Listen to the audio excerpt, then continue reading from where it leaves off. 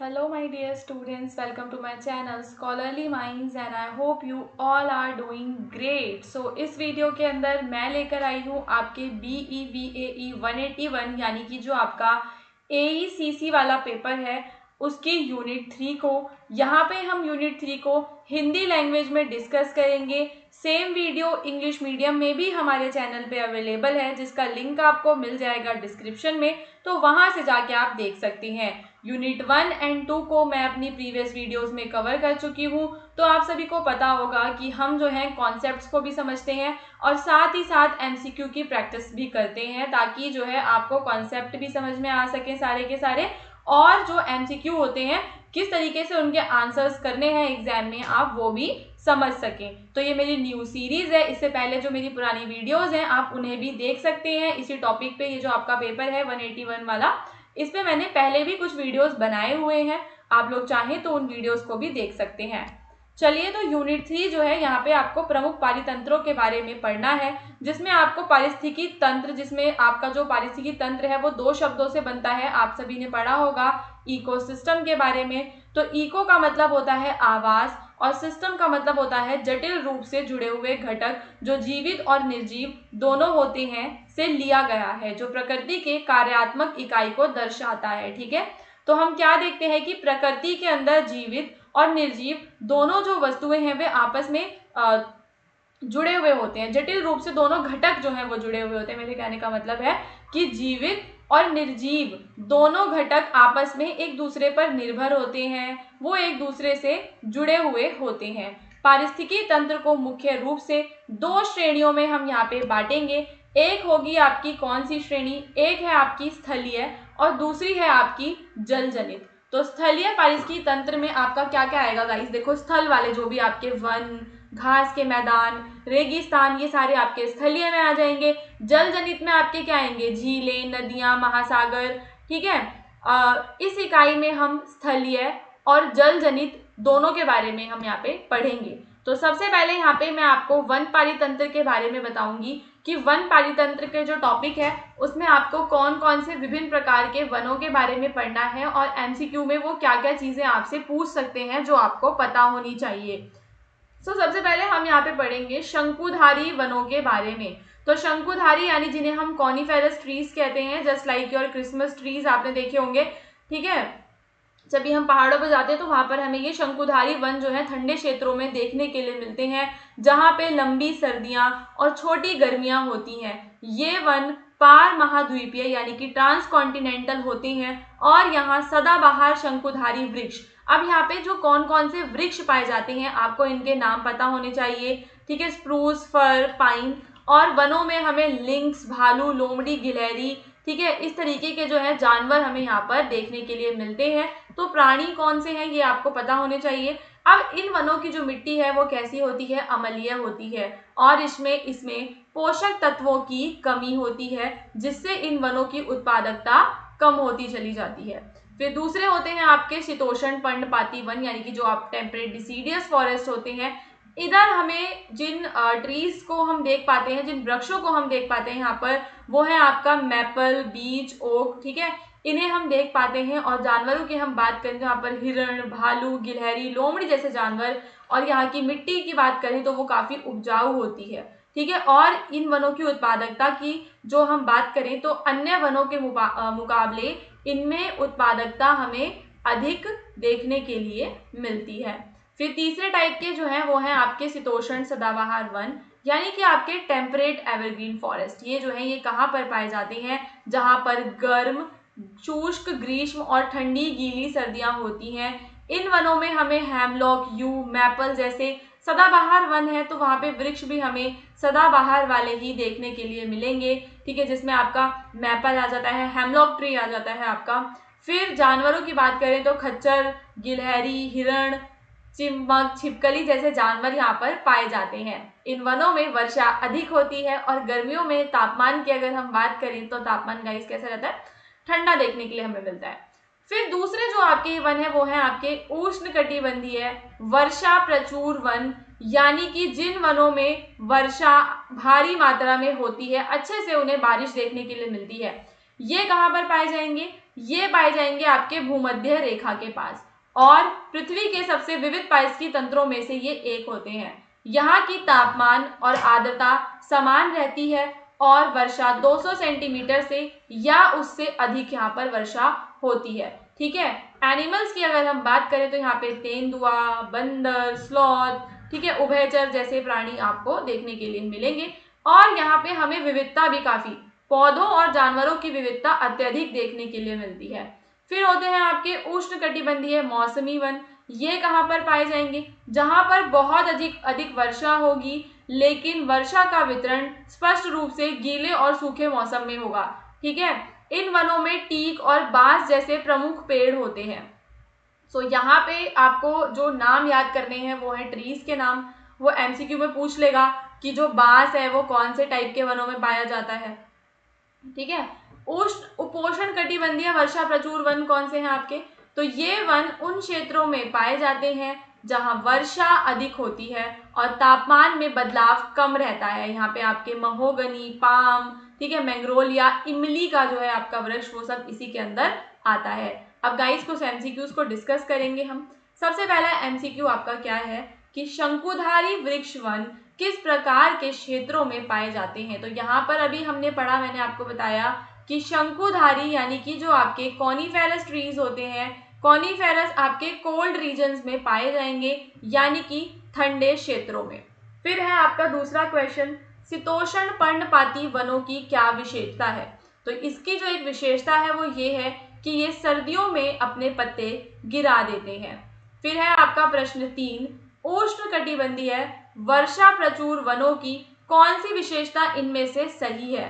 तो यहाँ पर अभी मैंने आपको बताया था कि यहाँ पर जो है जैव विविधता जो है वह हमें अधिक देखने के लिए मिलती है। ओके, सो निम्नलिखित में से किस वन में टीक और बांस प्रमुख पेड़ हैं? अभी मैंने आपको बताया कि वो पूछ सकते हैं एग्जाम में कि बताओ बांस और टीक किन वाले वनों में पाया जाता है। तो ये है आपके उष्णकटिबंधीय मौसमी वन। और उपोष्ण कटिबंधीय वर्षा प्रचुर वनों में निम्न में से कौन से वृक्ष पाए जाते हैं? तो इस तरीके से वो आपको वृक्षों के नाम देंगे, स्प्रूस और पाइन, ओक और हिकरी, महोगनी और इमली, टीक और बॉश। ठीक है, सो यहाँ पे आपका आंसर क्या है? महोगनी और इमली इसका आपका करेक्ट आंसर है। इसके बाद अब जो है गाइस, जो हम अपना दूसरा टॉपिक जो है डिस्कस करेंगे वो है आपका घास स्थल पारितंत्र का टॉपिक। तो घास स्थल यानी कि जो भी आपके ग्रासलैंड्स होते हैं। ठीक है, हमें पता है कि अलग अलग जगह पे अलग अलग टाइप के ग्रासलैंड्स पाए जाते हैं। सो घास स्थल पारितंत्र उन क्षेत्रों में पाया जाता है जहां वर्षा अधिक होती है, 25 से 75 सेंटीमीटर के बीच में होती है, जो जंगलों के लिए पर्याप्त नहीं होती। ठीक है, अगर जंगलों के लिए पर्याप्त हो तो वहां पर जंगल ही देखने के लिए मिलेगा, घास का मैदान देखने के लिए नहीं मिलेगा, पर रेगिस्तान से ज्यादा होती है यहाँ पे वर्षा। तो घास स्थल सामान्यतः समशीतोष्ण जलवायु वाले क्षेत्रों में पाए जाते हैं जहां की वनस्पति मुख्यतः वार्षिक घासों से बनी होती है। अब गाइस आगे देखते हैं। अब यहाँ पे आपको स्टेपीज और सवानास के बारे में पता होगा कि ये जो घास के मैदान होते हैं ना, इनके अलग अलग नाम भी होते हैं। स्टेपीज की अगर हम बात करें तो इनका आपको ना एक अंतर भी समझना है। इनके बीच का अगर अंतर आपको समझना है तो क्या है इनके बीच का मुख्य अंतर कि स्टेपी में चारा केवल वर्षा के छोटे मौसम में मिलता है, जबकि सवाना में जो है में घासें वर्षा के मौसम में उगती हैं और शुष्क मौसम में थोड़ी वृद्धि करती हैं। ओके, सो शुष्क और आधा शुष्क क्षेत्रों में पौधों का सक्रिय विकास हर साल जून और जुलाई में मानसून के आगमन के साथ शुरू होता है। तो देखो, जो ये घास के मैदान है, ये जो घास के मैदान है, यहाँ पर घास का जो उगना है, इनका विकास जो है जून और जुलाई के मौसम में शुरू होता है। ठीक है, उसके बाद जो है हम देखते हैं कि फल नवंबर तक ये पूरा हो जाता है, बाद में पौधे सूख जाते हैं। आर्थिक महत्व की अगर हम बात करें, जो कि आपके बुक में भी दे रखा था कि आपको इसके आर्थिक महत्व के बारे में बताना है, तो भारत जो विश्व में के कुल भूमि क्षेत्र का केवल 2.4 हिस्सा है, दुनिया के आधे से अधिक भैंसों, 15% मवेशियों, 15% बकरियों और 4% भेड़ों का पालन करता है। ठीक है, सो 2.4% तो हमारे पास लैंड ही है जिसमें हमारे पास इतने सारे जानवर भी हैं। तो यहाँ के मवेशी जीवन के महत्वपूर्ण हिस्से हैं क्योंकि ये ईंधन, खींचने की शक्ति, पोषण और ग्राम उद्योगों के लिए कच्चा माल भी प्रदान करते हैं। ठीक है, सो देखो, घास के मैदानों के बारे में आपको यहाँ पे आप घास के मैदान के आर्थिक महत्व के बारे में यहाँ पर आप बता रहे हैं कि आर्थिक तौर पर इकोनॉमिक क्या इसका बेनिफिट है।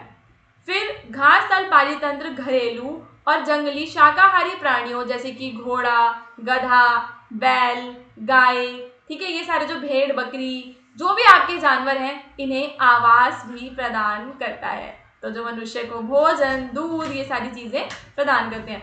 अब यहाँ पे एक और इम्पोर्टेंट टर्म जो आपको समझनी है, जो एग्जाम में पूछी जा सकती है, वो ये है गाइस, अतिवृष्टि। अतिवृष्टि, इसको आप इंग्लिश में पढ़ सकते हैं ओवर ग्रेजिंग, यानी कि जानवरों ने बहुत ज्यादा वहां पे चर लिया अगर, तो क्या होगा। तो पालितंत्र के लिए यह हानिकारक होता है। यह मिट्टी के मल्च कवर को घटित कर देता है, सूक्ष्म जलवायु को शुष्क बना देता है और यहाँ पर ज़ेरोफिटिक यानी कि शुष्क प्रेमी पौधों का आक्रमण हो जाता है। ह्यूमस की कमी के कारण खनिज मिट्टी की सतह पर कड़ी चोट पड़ती है, जिससे पानी की पैठ कम हो जाती है और सतह पर जल बहाव बढ़ जाता है। तो कहने का मतलब है कि ये जो ओवर ग्रेजिंग होती है जानवरों के द्वारा, जो जानवर ज्यादा चर लेते हैं, अतिवृष्टि जिसे हम कह सकते हैं, ये जो है हमारे घास के मैदानों के लिए हानिकारक है। अब हम पढ़ेंगे मरुस्थल परितंत्र के बारे में। तो मरुस्थल वही जो आपके रेगिस्तान होते हैं। तो उत्तरी भागों के रेगिस्तान अक्सर वर्षा छायाओं में स्थित होते हैं, जहां ऊंचे पहाड़ समुद्र से नमी को रोकते हैं। तो जब भी देखो समुद्र है, ऊंचे पहाड़ है, समुद्र से जो भी नमी आ रही है वो पहाड़ से टकराएगी और वहीं पर बारिश हो जाएगी, और पहाड़ के पीछे वाला जो एरिया है वो धीरे धीरे रेगिस्तान में कन्वर्ट होने लग जाता है। तो इंडिया में अगर हम बात करें रेगिस्तान की, तो आपने देखा होगा कि जो हमारा थार डेजर्ट है वो अरावली की पहाड़ियों की वजह से ही बना हुआ है। इन क्षेत्रों में वर्षा बहुत कम होती है, तापमान में उतार चढ़ाव रहता है। रेगिस्तान पालितंत्र में शाश्वत पौधों की प्रजातियां पाई जाती हैं। तो प्रजातियों के नाम देखेंगे, क्रियोसोट बुश, आर्गन पाइप कैक्टस, और ये है आपका फेरो कैक्टस और स्पर्ज। ठीक है, यहाँ नमक के अवशेष होते हैं। यहाँ पर सैक्रोबैटस, गीजवुड, सीपवुड और नमक घास जैसी पौधों की प्रजातियां भी सामान्य रूप से पाई जाती हैं। तो प्रजातियां आपको साथ ही साथ जो है लर्न करते जाना है। वार्षिक पौधे केवल वर्षा के छोटे मौसम के दौरान ही अंकुरित होते हैं। ठीक है, रेगिस्तान के जानवर, जैसे कि वहां पे जानवरों की बात करें तो सरीसृप, कीट न्यूनतम जल के साथ जीवित रहने के लिए अनुकूलित होते हैं। तो अब देखो, रेगिस्तान के जानवर हैं तो उन्हें कहीं ना कहीं न्यूनतम जल के साथ जीवित रहना आना चाहिए, कि कम से कम उन्हें पानी जो है मिले, फिर भी वो जिंदा रह सके। ठीक है, जैसे रेगिस्तान में पाई जाने वाली और भी प्रजातियां हैं जो अपने तापमान का नियमन रखती हैं, मतलब तापमान के नियमन के लिए पानी का वो उपयोग नहीं करती, जिससे कि वो बिना पानी पिए ही रेगिस्तान में लंबे समय तक जीवित रह सकते हैं। ऊंटों को हालांकि समय समय पर पानी की आवश्यकता होती है, लेकिन वे शारीरिक रूप से लंबे समय तक निर्जलीकरण सहन करने के लिए भी अनुकूलित हैं। इसके बाद अब हम यहाँ पे रेगिस्तान के जो है उत्पादकता मुख्य रूप से वर्षा पर ही निर्भर आपकी जो है करेगी। सरीसृपों के संदर्भ में रेगिस्तान में और प्रजातियां कौन कौन सी हैं, देखो ये है आपका लॉरिकेटा, और 18 प्रजातियां छिपकली की, 18 सांप की, अलग अलग प्रजातियां जो है उनके नाम दे रखे हैं। ये सारे नाम जो है आपको पढ़ लेने हैं, कुछ डिफिकल्ट इनका प्रोनाउंसिएशन है, सो इसको आप पढ़ लेंगे। अगर आप लोग चाहें तो इसके PDF वगैरह भी डाउनलोड कर सकते हैं। अब चलेंगे हम इसके प्रश्नों पे। सो नाउ क्वेश्चन नंबर 1 क्या है कि घास थल पारितंत्र किन क्षेत्रों में अधिकतर पाए जाते हैं। ठीक है, किसकी बात हो रही है, आपके घास थल पारितंत्रों की। तो घास थल वाले आपके समशीतोष्ण जलवायु वाले क्षेत्रों में अधिक पाए जाते हैं।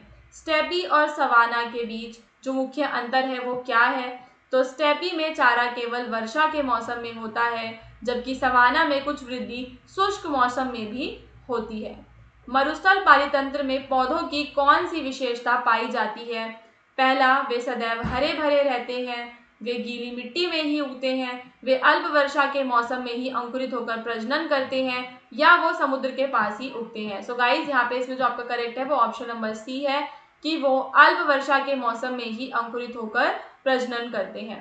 घास तल पारितंत्र में अतिवृष्टि यानी कि ओवरग्रेजिंग का क्या प्रभाव पड़ता है? तो इसकी वजह से जो है गाइस, शुष्क जलवायु जो होती है ना, शुष्क जलवायु का विस्तार होता है, और ज़ेरोफिटिक जो आपके प्लांट्स होते हैं, ज़ेरोफाइट्स जो होते हैं, वो वहां पर आ जाते हैं, उस एरिया को कवर कर लेते हैं।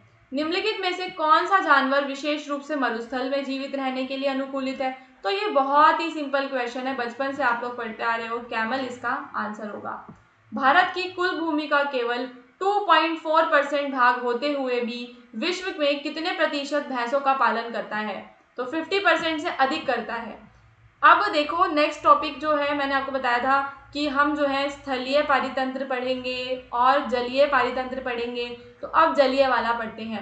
जलीय में जो है आपके 3 प्रकार के जल रहेंगे, जिसमें आपका एक होगा अलवण जल पारितंत्र, जिसमें नमक का अंश 0.5% से कम होगा। एक होगा समुद्री, जिसमें नमक का अंश 3.5 से ज्यादा होगा।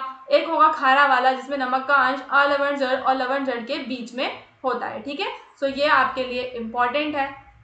इनके एग्जाम्पल्स दे रखे, देखो तालाब, झील इसके एग्जाम्पल है, महासागर है समुद्री पारितंत्र का, और ये लवणकंच, मैंग्रोव, ये सारे आपके खारा जल पारितंत्र के एग्जाम्पल्स हैं।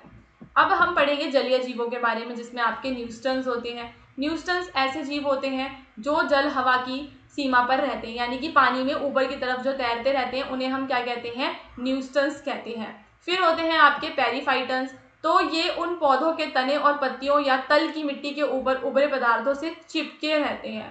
ठीक है, इसमें आपके शैवाल वगैरह आ जाता है। फिर होते हैं प्लैंक्टन्स, तो ये सूक्ष्म पौधे हैं और जानवर शामिल होते हैं। ये सभी जलीय पारितंत्रों में पाए जाते हैं, सिवाय कुछ तेज बहाव वाले। ठीक है, तो तेज बहाव वाले में ये नहीं पाए जाएंगे।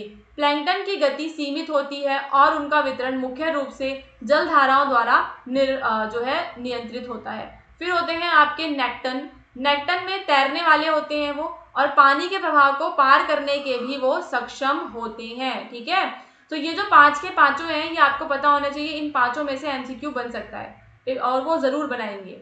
इनमें से कुछ जीव जैसे तैरने वाले कीट 2 मिलीमीटर तक हो सकते हैं, जबकि नीली वेल जैसे विशालकाय जीव भी इस समूह में आते हैं। तो जब हम बात करेंगे ब्लू वेल की, तो ब्लू वेल किस में आएगी गाइज? आपके नेक्टन्स में आएगी। और लास्ट में होते हैं आपके बेंथोस, जो कि एकदम तल पे पाए जाते हैं। ठीक है, जो समुद्र होता है उसके एकदम तल पे पाए जाने वाले, जिसमें आपका क्रैब, लॉबस्टर, स्पंज, ये सारे आते हैं। फिर अलवणीय जल पारितंत्र की बात करें तो मीठे पानी के जो पारितंत्र है उसमें आपका लैंटिक होता है। इसमें लैंटिक में क्या होता है कि जो पानी है वो कैसा रहेगा? शांत और स्थिर अवस्था वाला आपका पानी होगा। इसमें आपके झीलें, तालाब, पोखर ये सब आ जाएंगे लैंटिक पारितंत्र में। और लोटिक पारितंत्र में आएगा आपका कौन सा? बहते हुए जल वाला। तो लैंटिक और लोटिक आपको दोनों पता होने चाहिए, ये भी वो पूछ सकते हैं, ये इंपॉर्टेंट है। ये जो यूनिट है, स्टार्टिंग की यूनिट इतनी इंपॉर्टेंट नहीं थी, लेकिन जो इसका लास्ट, जो हाफ लास्ट है ना, वो ज्यादा इंपॉर्टेंट है एमसीक्यू के पॉइंट ऑफ व्यू से। अगर हम बात करें झीलों की बात करें, तो झीलों में हमें जल क्या है? स्थिर देखने के लिए हमें मिलता है। पृथ्वी की जो मीठी पानी की भी झीलें होती हैं, खारे पानी की भी हमें झीलें देखने के लिए मिलती हैं। लैंटिक पारितंत्र में क्या रहता है? लैंटिक पारितंत्र में उन सभी जलधाराओं को शामिल किया जाता है जिनमें स्थिर और धीमी गति से बहने वाला जल है। इसमें आपकी झीलें आएंगी। अधिकांश झीलें हाल के 20,000 वर्षों में भौगोलिक परिवर्तनों के कारण उत्पन्न हुई हैं। हालांकि कुछ झीलें जैसे कि रूस की झील बैकाल और अफ्रीका की झील तंगानिका प्राचीन है। तो ये दोनों नाम आपको पता होने चाहिए। ठीक है भाई, बुक में दिया हुआ था, इंपॉर्टेंट है। और इनका अनुमानित समय 20 मिलियन वर्ष पुराना है। फिर जलाशयों की बात करें तो ये कृत्रिम जल स्रोत होते हैं, जो कि नदी या नालों को बांधने से बनाए जाते हैं। तो इसमें आपका ऑन स्टेम होता है और आपका ऑफ स्टेम होता है, दोनों आपको पता होनी चाहिए। ठीक है, एक गाइस आपका क्या रहेगा? ऑन स्टेम रहेगा और एक रहेगा आपका ऑफ स्टेम। ऑन स्टेम में ऊंची भूमि क्षेत्रों में स्थित होते हैं और इनका निर्माण नदी या नाले को बांधकर किया जाता है। ठीक है, कहाँ पर? ऊंची भूमि क्षेत्रों में ये रहते हैं। और ऑफ स्टेम वाले निम्न भूमि क्षेत्रों में ये बनाए जाते हैं, जहां पानी को नदी या भूमिगत स्रोतों से कुछ दूरी पर पंप किया जाता है। ठीक है, तो ये दोनों आपको पता होने चाहिए कि कौन से उच्च भूमि में बनते हैं और कौन से आपके निम्न भूमि पर बनते हैं। फिर वेटलैंड्स आपको पता होगा, देखो वेटलैंड्स भी इंपॉर्टेंट ही है। तो आर्द्र भूमि वाले वे क्षेत्र होते हैं जो स्थायी या आवधिक रूप से पानी से ढके हों। ठीक है, इसमें आपके आंतरिक अर्ध भूमियां आएंगी और तटीय अर्ध भूमियां, यानी कि इनलैंड और कोस्टल, आपको दोनों ये पता होने चाहिए। फिर अब हम पढ़ेंगे, लैंटिक पढ़ लिया, अब हम लोटिक पारितंत्र पढ़ेंगे। लोटिक में आपकी नदी, नाले, झरने ये सारे आते हैं जहां पर जल हमें बहता हुआ दिखता है। लोटिक वाला जो है, इसमें आपको खुला या हेट्रोट्रॉपिक सिस्टम देखने के लिए मिलेगा। तो जो नदियां हैं वो खुली प्रणालियां हैं जहां पर जल लगातार बहता रहता है, जबकि झीलें कैसी होती हैं, बंद प्रणालियां, तो जिनमें जल का आदान प्रदान हम क्या देखते हैं, सीमित होता है।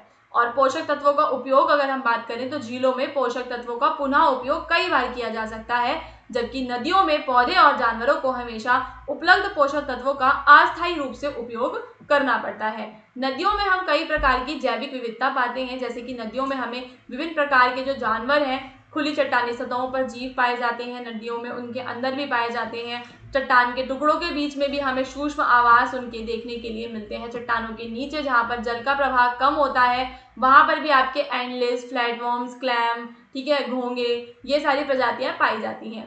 तेज प्रवाह वाले क्षेत्र में हमें नेक्टन्स यानी कि तैरने वाले जीव देखने के लिए मिलते हैं, नेक्टन्स, ठीक है, जो मैंने बताया था आपको, तैरने वाले जीव, जिसमें आपका क्या आता है, आपका ब्लू व्हेल भी इसी के अंदर आता है। फिर पौधों की अगर हम बात करें तो इसमें हमें किस किस तरह के पौधे, तो केवल छोटे पौधे हमें देखने के लिए मिलते हैं। अब हम यहाँ पर इसके कुछ एमसीक्यूज को डिस्कस करेंगे। खारे जल पारितंत्र का एक उदाहरण यहाँ पर आपको देना है। खारे जल पारितंत्र का यहाँ पे आपका क्या है, ज्वरंद मुख। निम्नलिखित में से कौन से जीव बेंथिक क्षेत्र में पाए जाते हैं? बेंथिक क्षेत्र में स्पंज और क्रैब मैंने आपको बताया था। जो बेंथिक क्षेत्र है वो सबसे ज्यादा लोअर वाली, जो समुद्र में सबसे ज्यादा लोअर जोन है, उसके तल पे जो पाए जाएंगे वो आपके बेंथिक जोन होगा, जहाँ पे आपको स्पॉन्जेस देखने के लिए मिलेंगे, आपको क्रैब्स देखने के लिए मिलेंगे। फिर हम देखेंगे लोटिक पारितंत्र की विशेषता। तो लोटिक पारितंत्र की विशेषता की अगर हम बात करें तो इसमें जल स्थिर या बहुत धीमा होता है, इंपॉर्टेंट है, ये आपको पता होना चाहिए। पैराफाइटन जीव मुख्य रूप से कहाँ रहते हैं? तो ये मिट्टी या पौधे की सतह से चिपके रहते हैं, ठीक है, ये भी इंपॉर्टेंट है, ध्यान देना इस पे। फिर लोटिक पारितंत्र का उदाहरण बेसिक है, नदी है।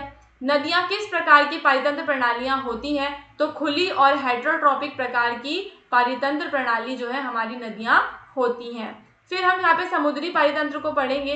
तो समुद्री पारितंत्र की अगर हम बात करें तो पृथ्वी में सबसे बड़ा है और स्थिर पारितंत्र पाया जाता है। वहाँ पे सोडियम क्लोराइड यानी कि NaCl, कैल्शियम, पोटेशियम, मैग्नीशियम लवण भी पाए जाते हैं, ठीक है। समुद्र के आवास में आपके दो होंगे, एक होगा आपका बेंथिक जोन, एक होगा आपका पेलाजिक जोन, ठीक है। तो नितलस्थ मंडल और वेला पर्वती, तो यह महासागर का तल या बेसिन बनाता है, चाहे गहराई कोई भी हो। तो यानी कि जो आपका महासागर है, महासागर का जो तल है वो किस में आएगा, आपका बेंथिक जोन में आएगा, और जो आपका मुक्त जल है वो किस में आएगा, आपका पेलाजिक जोन में आएगा। फिर यहाँ पे हम देखेंगे वेलांचली मंडल। तो यह क्या है वेलांचली मंडल? तो यह समुद्र का तटीय क्षेत्र है जिसे समुद्र तट भी कहते हैं। यह तरंगों और ज्वार भाटाओं की प्रचंडता, जल स्तर में उतार चढ़ाव और तापमान, प्रकाश, जस्ट अ मिनट, ओके। तो यहाँ पे जो हम पढ़ने वाले हैं समुद्री पारितंत्र के विभिन्न मंडल और उनके जीवों की विविधता। तो जो हमारा समुद्री पारितंत्र है वहां पर कौन कौन से विभिन्न प्रकार के जीव पाए जाते हैं उनके बारे में। तो यहाँ पर एक होती है आपकी लिटोरल जोन जिसे हम कहते हैं वेलांचली मंडल। तो यह समुद्र का तटीय क्षेत्र होता है जिसे समुद्र तट भी हम कहते हैं। यहाँ तरंगों और ज्वार भाटाओं की प्रचंडता, तो यहाँ पे हम क्या देखते हैं, तरंगे आती हैं, ज्वार भाटा आते हैं, जल स्तर में उतार चढ़ाव होता है, तापमान, प्रकाश, लवणता, नमी में जो है बदलाव हम देखते हैं। तो यहाँ पर जो पाई जाती हैं प्रजातियां वो उच्च उत्पादकता वाला ये क्षेत्र है। यहाँ कुछ पौधों की जातियां पाई जाती हैं, यहाँ सामान्य प्राणी जैसे कि आपके घोंगे, क्लैम, बर्नैकल, ठीक है, ये सारे के सारे ये प्राणी वहां पर पाए जाते हैं। फिर दूसरी है आपकी नेरेटिक यानी कि नेरेटिक महासागरीय मंडल। तो यह उथला सागरीय क्षेत्र है जहां प्रकाश गहराई तक प्रवेश करता है। तो यहाँ पे हम क्या देखते हैं, जहां तक सनलाइट पेनिट्रेट कर पाती है ये वहां तक जोन, उस वाली जोन की बात है। यहाँ पर व्यापारिक जो प्रजातियां हैं मछलियों की, यानी कि जो व्यापार के तौर पर मछलियों की प्रजातियां महत्वपूर्ण है वो सब हम यहाँ पर देखते हैं, और एनिमल्स भी कई सारे यहाँ पर देखते हैं। फिर एक है आपका वेला पर्वतीय मंडल यानी कि पेलाजिक जोन, जो महासागर का 90% क्षेत्र है, जीवों की संख्या यहाँ पर कम है। यहाँ मुख्य पादप प्लवक, ठीक है, और डायटम है जो प्रकाश संश्लेषण करते हैं। तो इसमें कौन से पाए जाते हैं, जो प्रकाश संश्लेषण कर पाते हैं। ठीक है, केकड़े वगैरह भी इसमें पाए जाते हैं। वैसे नितलस्ट मंडल है, फिर एक बेंथिक जोन है जो कि समुद्र का आपका तल है, जहां पर जीव विषमपोषी होते हैं और मुख्य रूप से समुद्री लिली, समुद्री कोरल, स्पंज जैसे दृढ़ मूल जंतु, जो कि मैंने आपको भी पहले भी बताया, वो आपके बेंथिक जोन में पाए जाते हैं। ठीक है, अब यहाँ पे कुछ एमसीक्यू को डिस्कस करेंगे। समुद्री जल में सामान्यतः लवणता कितनी होती है? 3.5%। वेलांचली मंडल की प्रमुख विशेषता गाइस क्या है? तो यह तटीय क्षेत्र होता है जहां तरंगे और ज्वार भाटा प्रभावी होते हैं। ठीक है, कैसा क्षेत्र होता है? तटीय क्षेत्र होता है। ठीक है, और फिर है आपका नेरिटेंचली मंडल। तो यहाँ पे मैंने आपको बताया था कि यहाँ पे वो पाए जाते हैं जो प्रकाश संश्लेषण करने के सक्षम होते हैं। इसमें आपके डायटम्स आते हैं, दिनोफ्लैजिलेट्स आते हैं। वेला पर्वतीय मंडल पेलाजिक जोन महासागर का मैंने आपको बताया कि ये 90% पार्ट है महासागर का आपका वेला पर्वतीय मंडल यानी कि पेलाजिक जोन। फिर है आपका नितलस्ट मंडल यानी कि बेंथिक जोन में प्रमुख जीव कौन से हैं? तो बेंथिक जोन के देखो जीव फिर से रिपीट हो रहा है क्वेश्चन, इंपॉर्टेंट है। इसमें आपके स्पंज, समुद्री लिली, समुद्री कोरल पाए जाते हैं। फिर है आपका नेरिटेंचली मंडल की जैव विविधता का मुख्य कारण क्या है? तो क्योंकि यहाँ पर जो प्रकाश है वो गहराई से पहुंच पाता है, तो वहां पर ज्यादा पोषक तत्व हमें देखने के लिए मिलेंगे। तो जब ज्यादा पोषक तत्व होंगे तो जैव विविधता भी आपकी बढ़ेगी। ठीक है, सो आई होप कि जो है आपको ये यूनिट काफ़ी अच्छे तरीके से समझ में आई होगी। इसी तरीके के और भी वीडियोस आपको मिल जाएंगे हमारे चैनल पे। डिस्क्रिप्शन में मेरे व्हाट्सएप चैनल का लिंक है, उसे ज्वाइन करना बिल्कुल मत भूलना।